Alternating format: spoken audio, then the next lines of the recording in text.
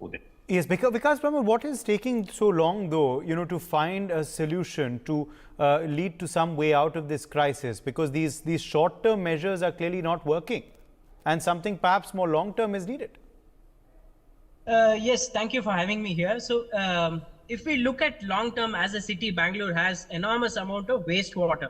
So we have always been dependent on fresh water from Kaveri, and now the situation is the crisis is on the groundwater which is available. It is not the municipal supply.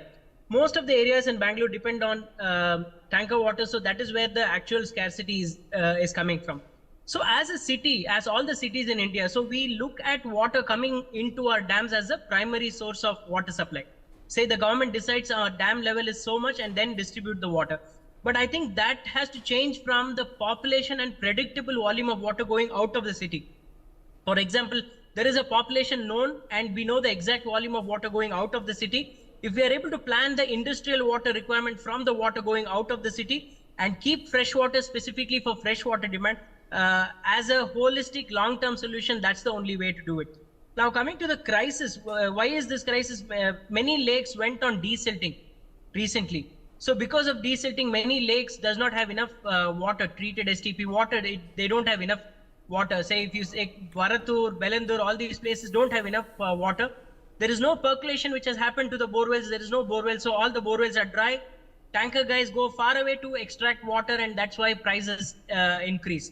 So all these are one by one leading to the major problem of crisis. Now, long-term government, from the government side, they have started thinking on how do we look at the existing lake networks in the city and how do we manage the wastewater network. When we start looking at the wastewater network and enabling supply, at least for industrial, leaving out the psychological barrier of people using it, drinking it, at least for industrial supply, 330 MLD is required just in few areas in Bangalore. So if we are able to just address the industrial water supply, we don't have issues with industry shutting down because of lack of water and things like that. Now coming to individual decentralized networks. So we have always been looking at large 1,000 crore, 500 crore large projects on government STPs.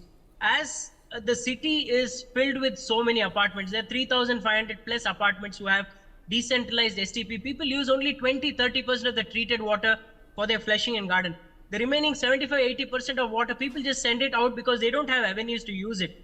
If you're able to channelize that excess STP treated water and make that being available to an industry nearby, then the problem in that locality gets solved. Now, why has it not happened before? The wastewater did not have any value to it.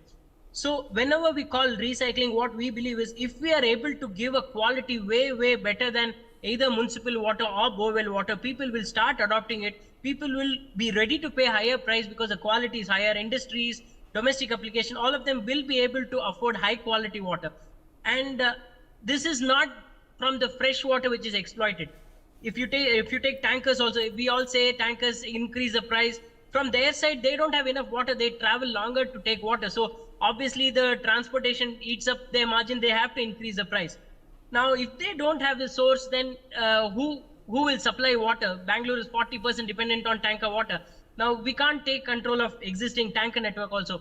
The only way for all cities in India to sustain is to recover any water in a specific location and reuse in the same location so that the industry in that location don't use exploited water rather than use retreated high quality water in the same region.